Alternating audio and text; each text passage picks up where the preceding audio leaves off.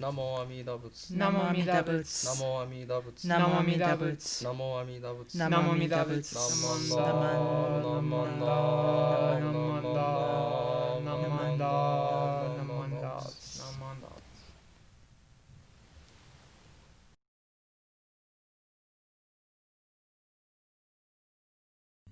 Hello. I'd like to welcome everyone to the 2020 Tri-State Denver Buddhist Temple's Eitaikyo service. Eitaikyo is a perpetual memorial service, and this year is the 104th anniversary of the existence of this group of temples, especially here at the Denver Temple. Eitaikyo is important because we use this time to memorialize all the work that has been done by the Sangha in order to perpetuate this Jodo Shinshu teachings and keep the doors at this temple open. The scrolls you see to the right and to the left are names of people who have donated their hard work, time, love, and money in order to keep the temple open, thusly propagating this Jodo Shinshu teaching. To them we say, thank you very much. Arigato gozaimashita. Today in our service we will be chanting Shoshin, and then we will have a reading of the Gobunsho by Reverend Thompson. We have a special guest speaker today, Reverend Ronald Kobata, recently retired head minister of the San Francisco Buddhist Temple in San Francisco, California. And then we will have a Japanese Dharma talk by Reverend Imada. Thank you guys very much for coming today to our Eitaikyo service, and use this as an example of the hard work and the continuous flow of the Dharma that has come to us today. We can look at each and every one of these names and say, thank you very much.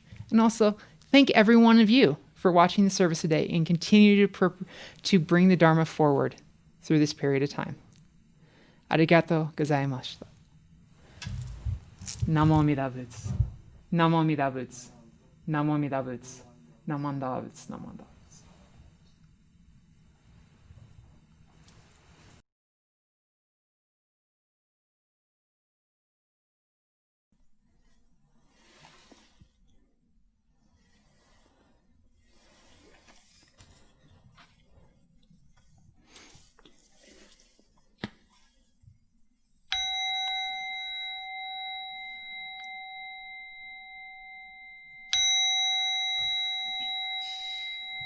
奇妙無量寿如来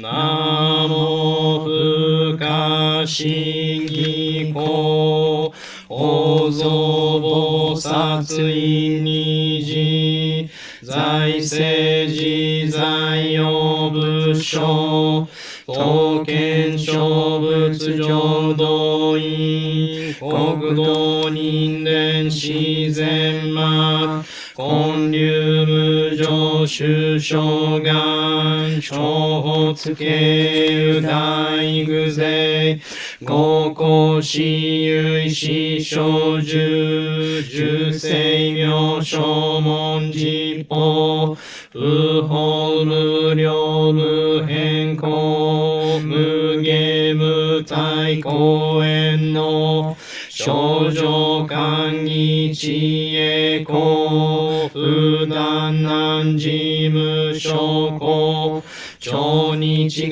校精進性一切群上無交渉本願名号少女号死死信行願人上等学書大涅槃一死滅道願成就如来生意公出世唯説弥陀本願会五辱悪事群上会王神如来如実言納発一年気愛心不断門の徳涅槃凡上逆法再永入入修死入会一味摂取進行上昇後意の水波無明は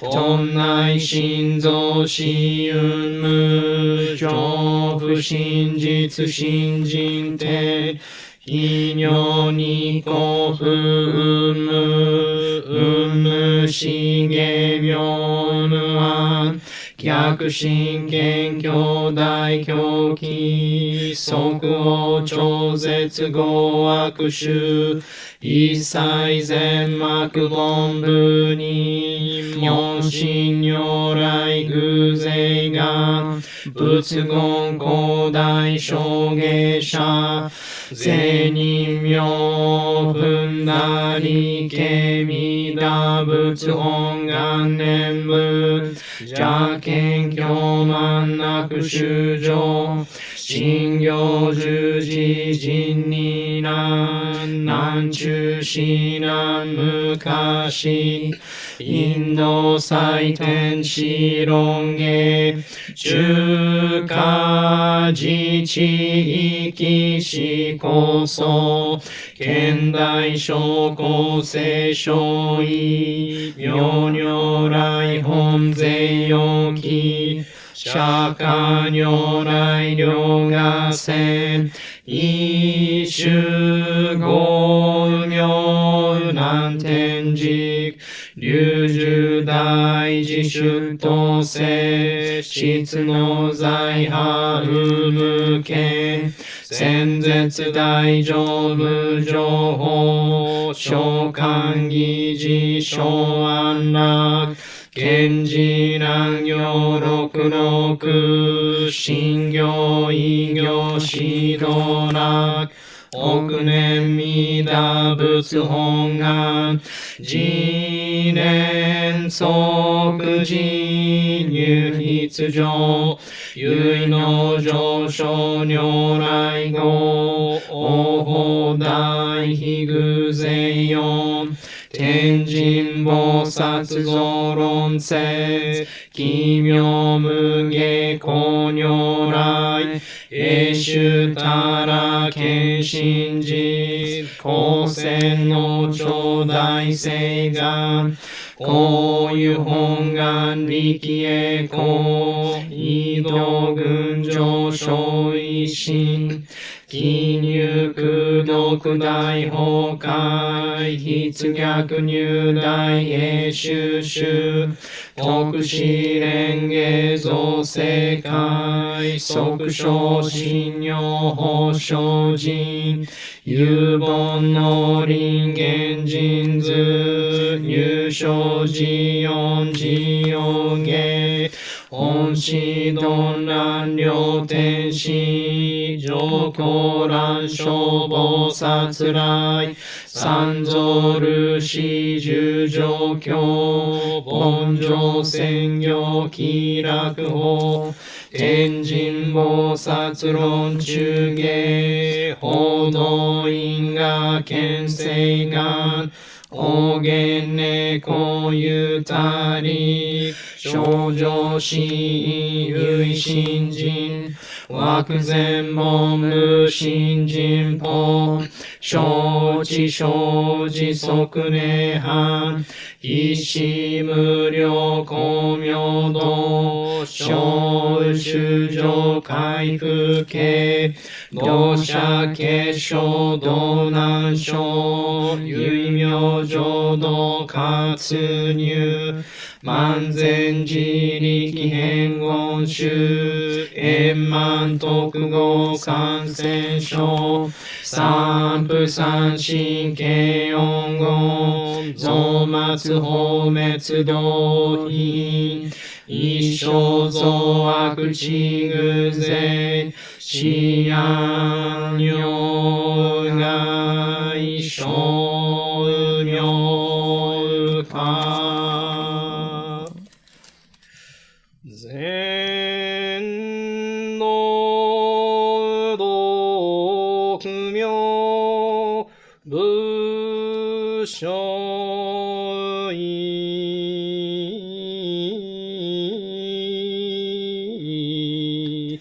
法大乗三よ逆悪光明明語見人念愛に有本願大地会行者小樹今後心教期一年総合語よい大と逆三人即所法所四条楽現心公開一大経有変気安女観に際先祖し心安先人おけ二度小便理由極自悪に優勝仏が薬剤摂取治癒煩悩証言水不見大悲無見上世が本資源具妙無形連民全魔凡部人新種継承公変心先弱本願愚白性現内生じ臨伝芸ケチ義上一生死即に弱上無意楽一心人意の人具愚教大事修士と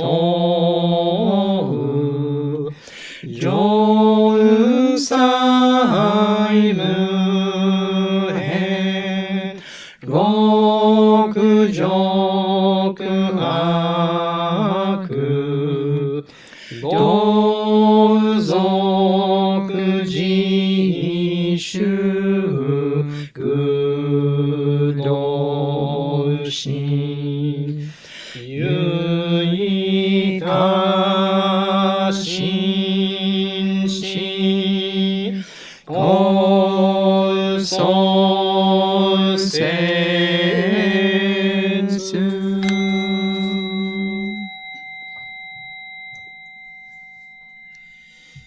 ナモアミダブナモアミダブナモアミダブナモアミダブナモアミダブナモアミダブナみな成仏のこの方は今に自己を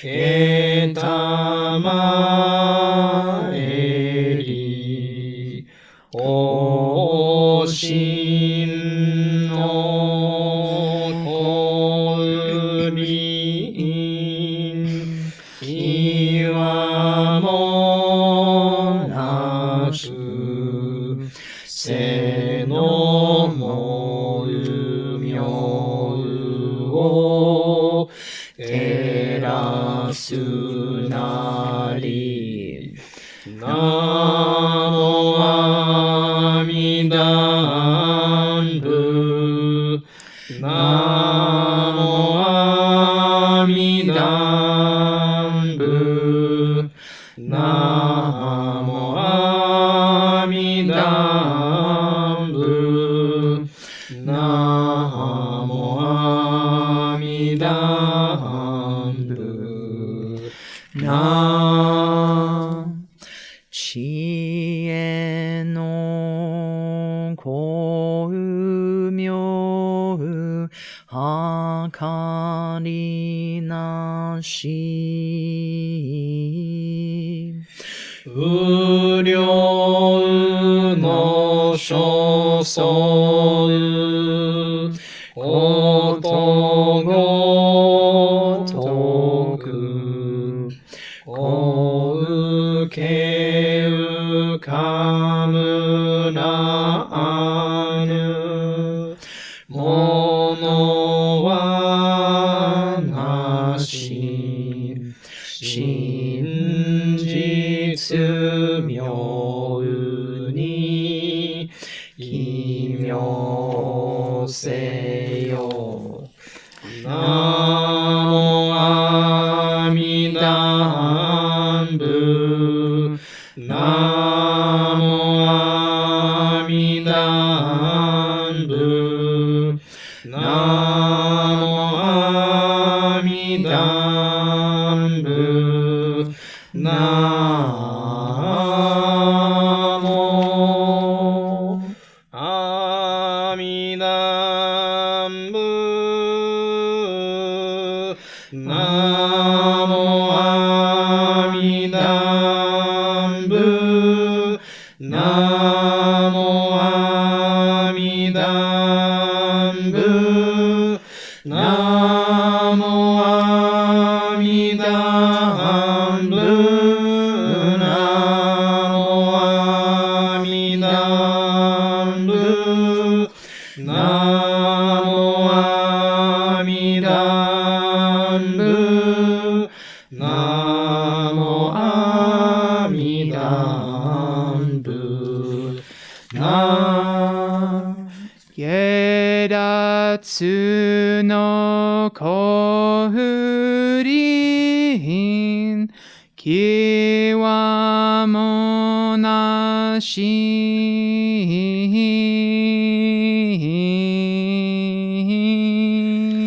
ゴウソクカムルモノワミナウムを離ると述べたも平等覚に奇妙せよナモアミダブナモアミダブナモアミダブナモアミダブ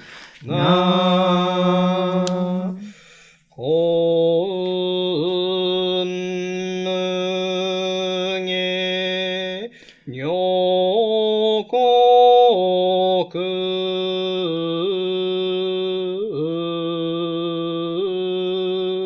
一切のうげに触りなしおうたくかむらぬものぞなきなんじぎよ奇妙せよナモアミダブナモアミダブナモアミダブ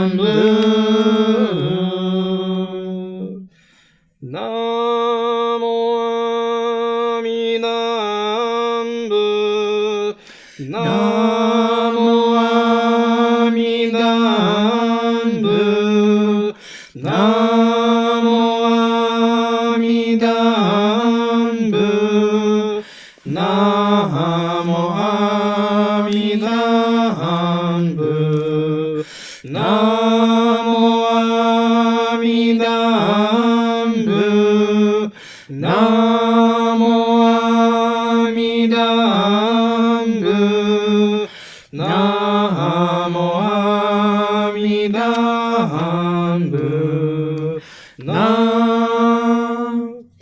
小宇宙光明並びなし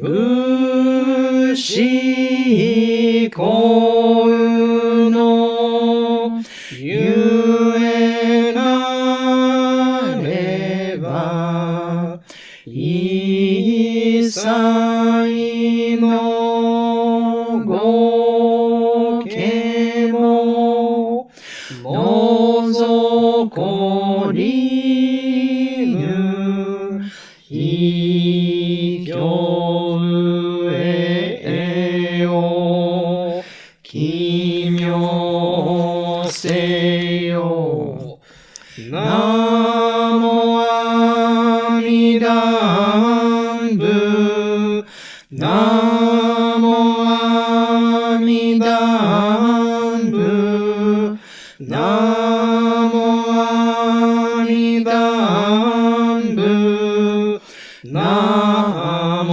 アミダブナ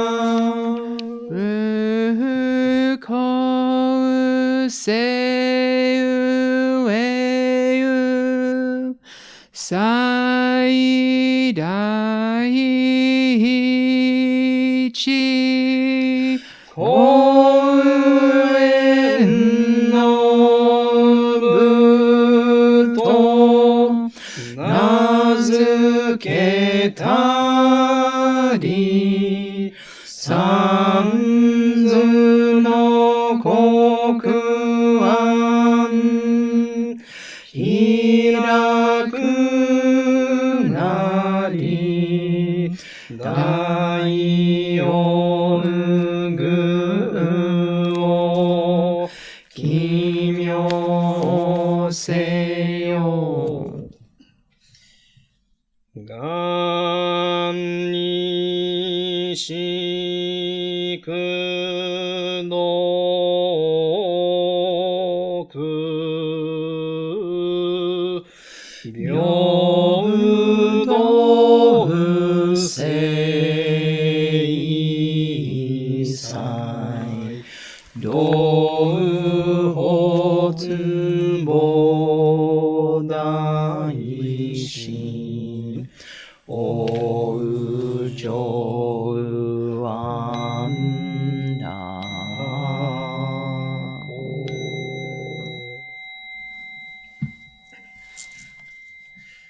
ナモアミダ仏。ナモアミダ仏。ナモアミダ仏。ナモアミダ仏。ナモアミダ仏。ナモアミダ仏。ナモアンダ。ナモアンダ。ナモアンダ。ナモアンダ。ナモアンダ。ナモアンダ。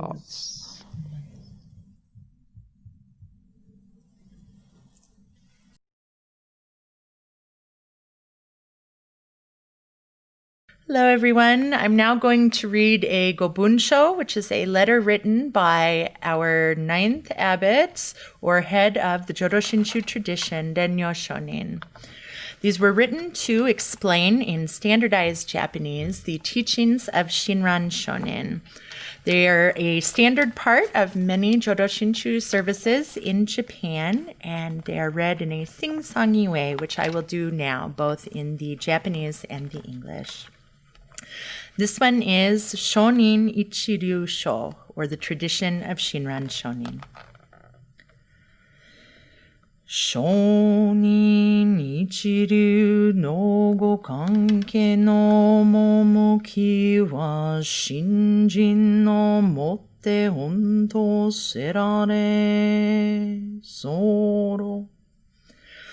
そのゆえはもろもろの造業を投げ捨てて一心にmidaに奇妙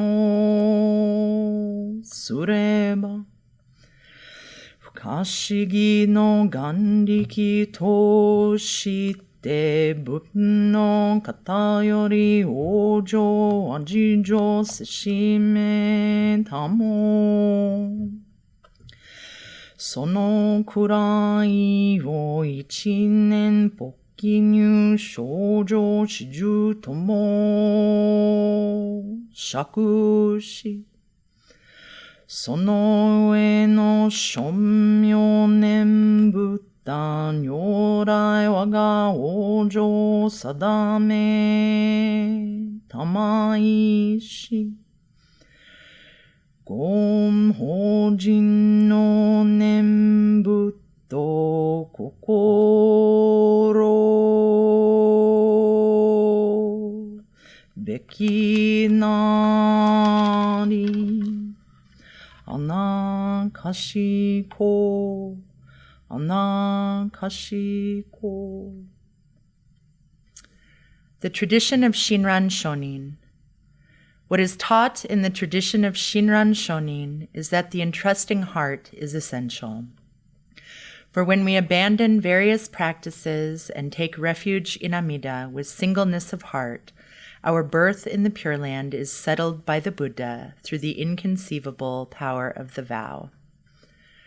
The state we thus attain is described as, with awakening of a single thought of entrusting, we join those who are in the stage of the truly settled.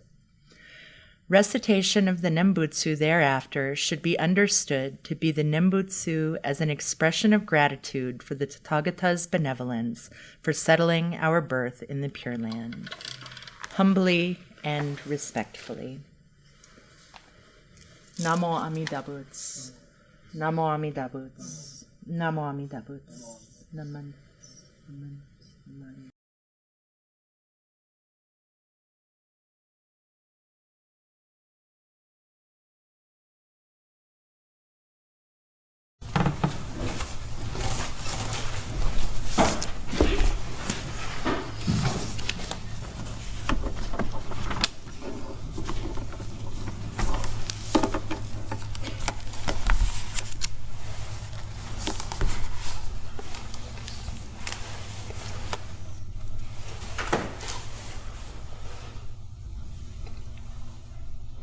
We have gathered here in the Hondo of the Buddhist Church of San Francisco for a time of quiet reflection to commemorate the October monthly memorial of those who have preceded us into the pure land of enlightenment to realize their ultimate Buddhahood and are now directing us to that same realization. So we faithfully recite the Nenbutsuge, humbly joining our hands in Gassho. May the fragrance of incense teach us the purity of our intentions. May the beauty of the flowers offered remind us of the living energy of the Buddha Dharma. And may the lights that burn brightly upon the altar awaken us toward the immeasurable light of wisdom that transforms the darkness of ignorance to enlightenment, suffering to joy, conflicts to peace, complaints to gratitude. Namo Amida Buddha. Namanda, namanda, namanda, namanda, namanda.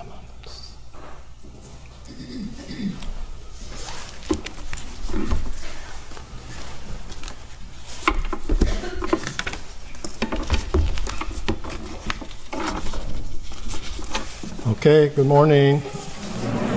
So what's new? Anyone notice anything new if you haven't been here for a while? Okay. Oftentimes I ask this and people don't notice it. But Sharon, for one of the few individuals, recognized that we've removed the base that this podium used to be on.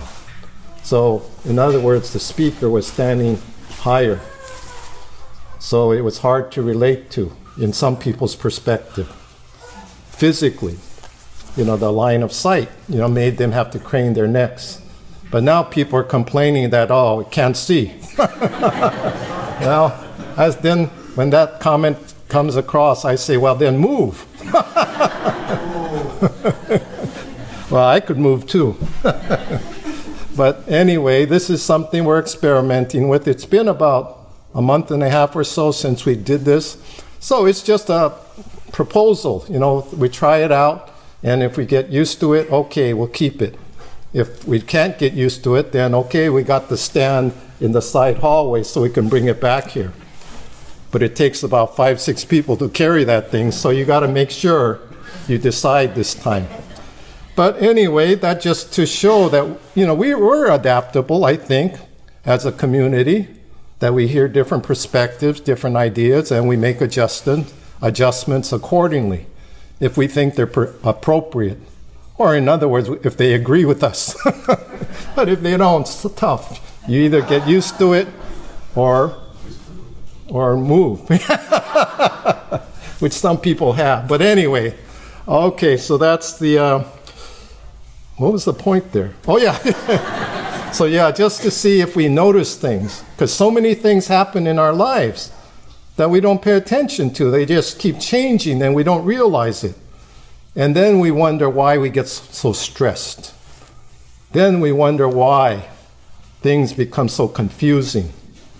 But just to pay attention will help. And we call paying attention mindfulness. So every Wednesday night, putting in a plug for Leo Sensei here, we have an opportunity to spend some time together for that purpose of becoming mindful, developing it to the extent that we don't have to come on a specific time or place to do that.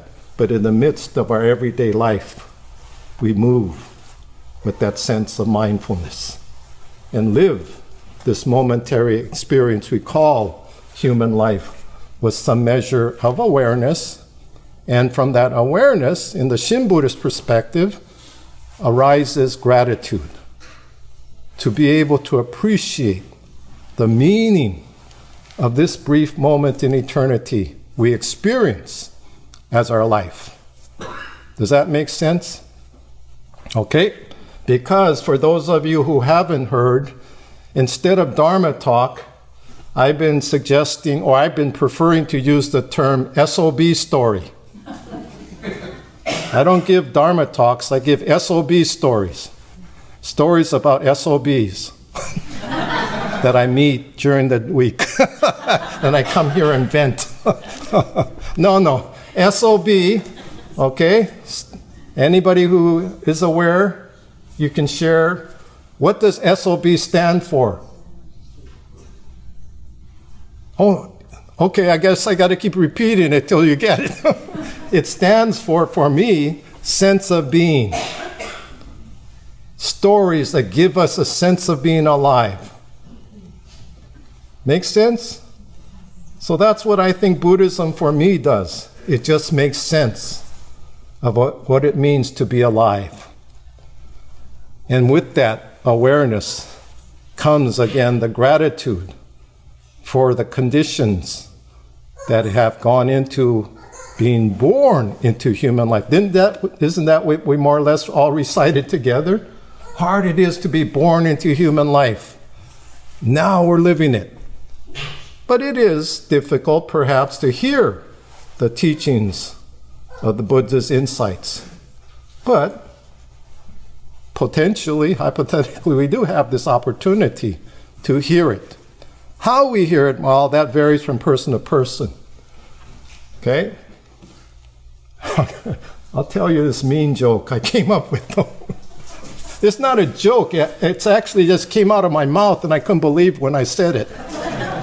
So I was playing golf, a while back, and one of the people in the group, he had attended BCSF when he was a youth. And then I thought he was bragging, that he says, yes, I got my 12-year perfect attendance pin. And all the time he's been asking me all these questions about Buddhism. And then I replied, well, that just goes to show you how meaningless those things are. You come here for 12 years, and presumably you're hearing something, but nothing sunk. So now, as he's aging, he's close to my age, he's beginning to question and wonder, what was the Buddha's teachings about in terms of my life, my understanding, and my appreciation? What did that all mean?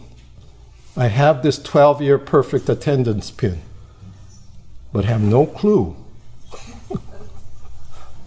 Okay, well, I acknowledge that was a mean thing to say, but that's what came to it.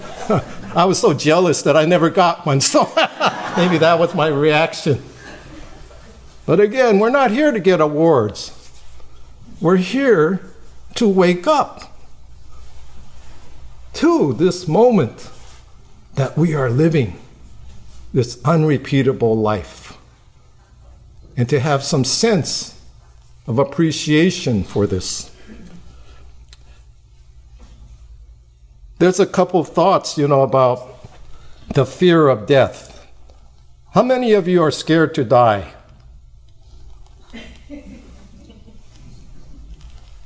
Why? I did, feel, I'm kind of apprehensive, have some anxiety about it. But there are a couple of teachers' sayings that I've read that kind of helped me to understand where that comes from. Okay, so any reason that you can think of that, what's causing that fear? What makes us be afraid to die? And I'm not talking about the Hawaii story. I didn't come here to die.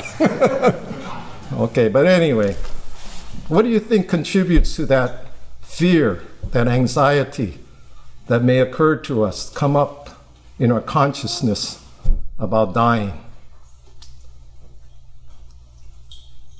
Preparedness. The what? You're not prepared for it. Not prepared. Okay.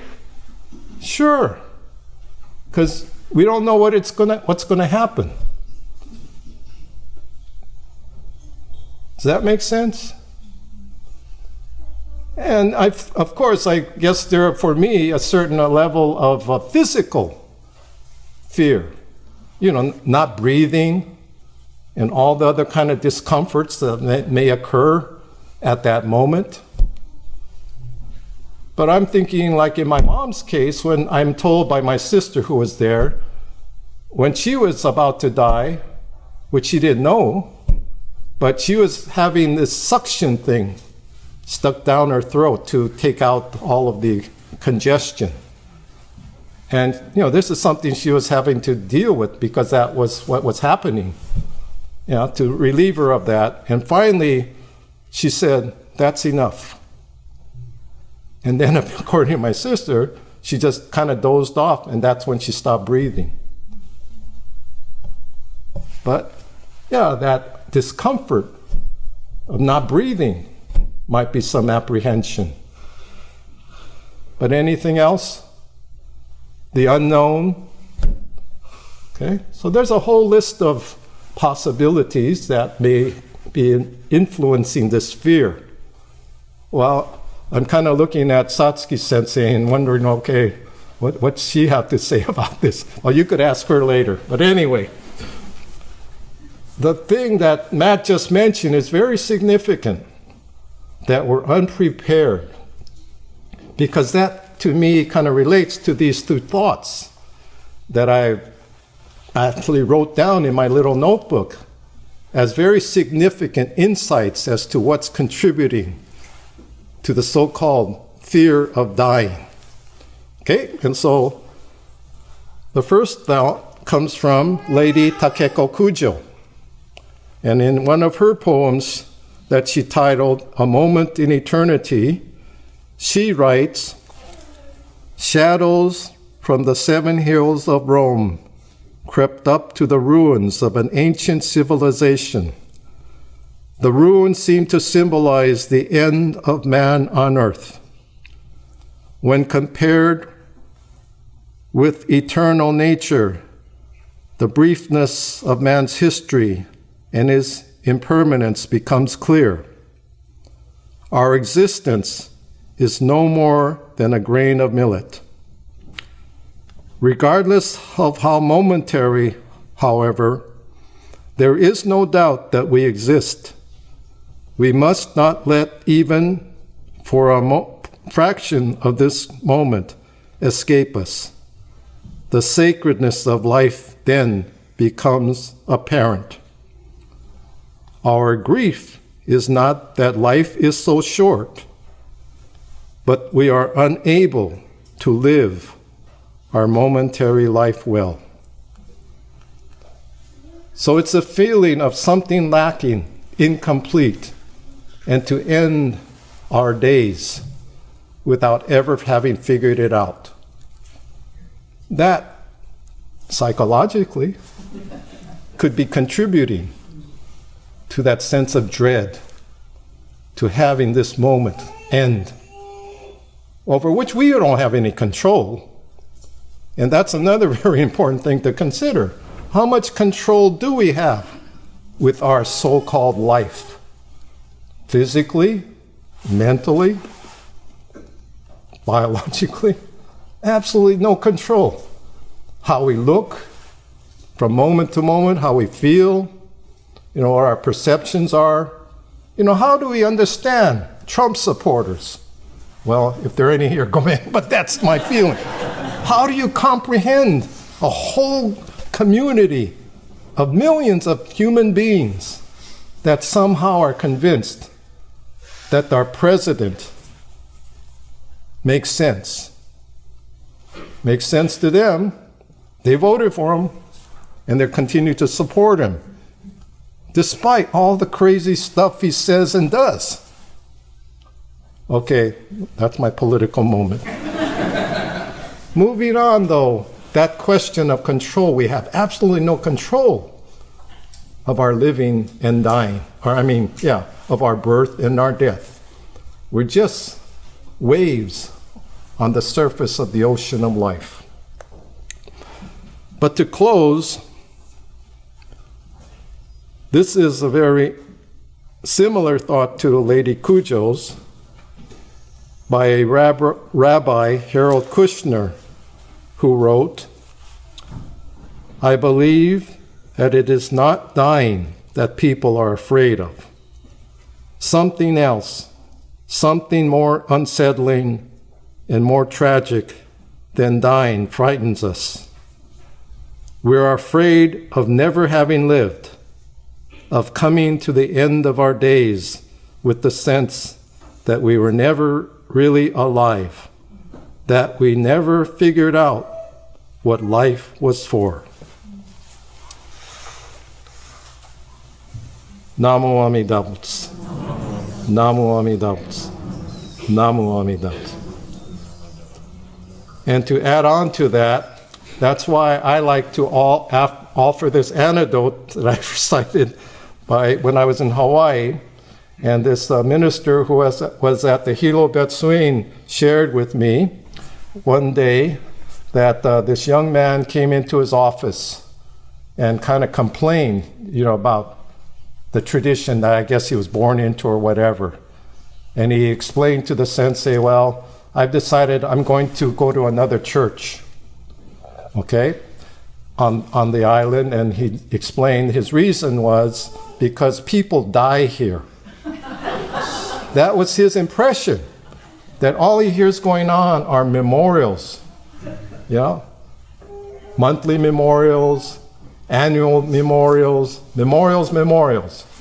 So that was his impression, which in Japan also is very prevalent, that people think, and there's actually a term they call in Japanese, they call Soshiki Bukkyo. Soshiki is a Japanese term for funeral. So funeral Buddhism. And that's a very common perception even in Japan, or particularly in Japan, where they just see that temples just function based upon conducting these death rituals. But to that, since I wasn't there and I had the liberty of having time to think about it, I explained to my colleagues, yeah, you should have told him. Yes, people die here because they really lived. Namo Amida Butsu.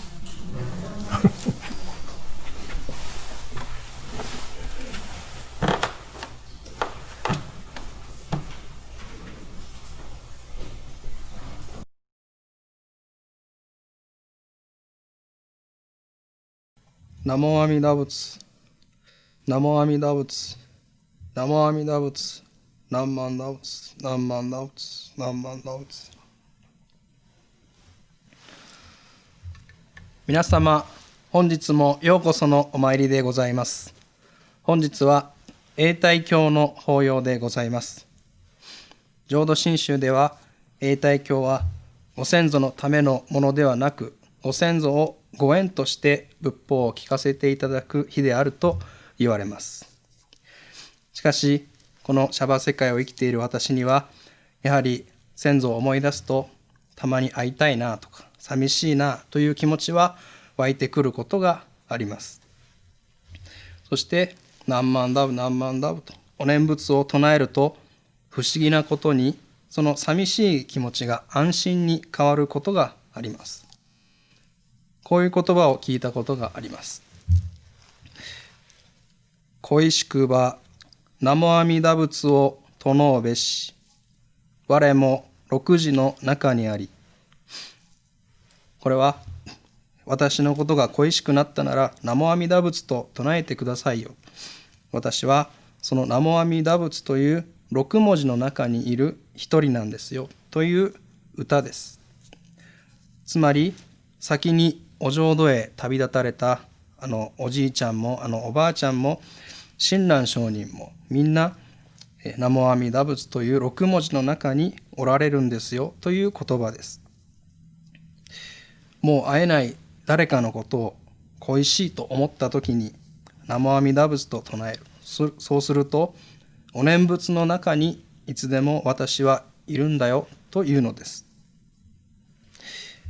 私の祖父は2人とも僧侶として生きましたが、2人ともすでにお浄土へ旅立たれました。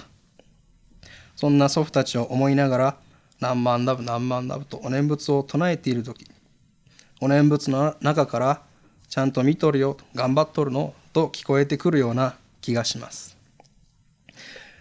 念仏者の生き方とはどういうものかと考えてみますと、苦しい時も何万打仏、悲しい時も何万打仏、そして聞こえてくるのは優しい声で、しんどいね、私も悲しいよ。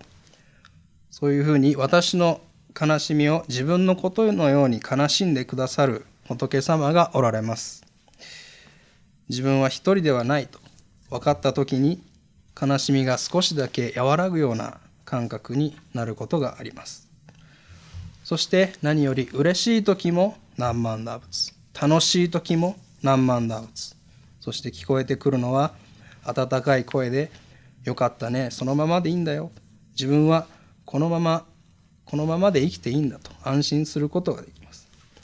辛い時だけではなくて、嬉しい時にもお念仏、これが私にとっての念仏者の生き方です。いつも私のことを見ていてくれて、私のことを全部分かってくれている、まるで親のような仏様、それが阿弥陀様です。どんな時でもお念仏と共に生きていく念仏者の道というのは決して一人ではありません。また私は一人で生きていくことは決してできませんが、人に囲まれて生きている時に、人に囲まれるのも時には辛いなと感じるような非常にわがままな心を持っています。これは自分を中心に世界を見る色眼鏡をかけているからそうなります。つまり相手が自分の都合のいいように動いてくれたらいいなという、そういう気持ちが心の奥底にあります。しかし私が見ている景色と相手が見ている景色は全く別物です。これが原因で人は喧嘩をしたり、悲しみ、怒りといった感情を自ら生み出しています。それでも阿弥陀仏からしたら、みんな平等な尊い命です。すべての命が仲良く支え合って生きていくことが仏の願いです。そのために作られたのがお浄土で、今まさに私はそのお浄土への道を歩ませていただいております。だから私はその色眼鏡をかけたまま生活しつつも、少しでも阿弥陀様の願いにかなうような生き方を心がけていきたいと深く感じます。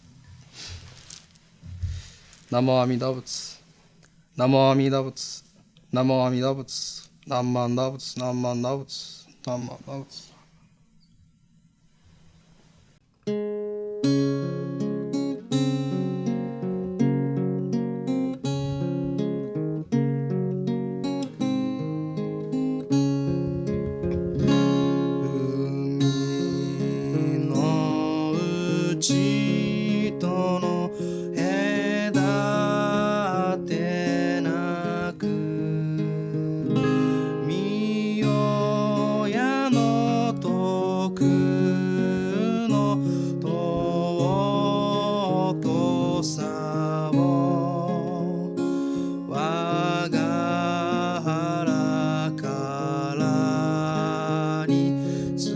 伝えつつ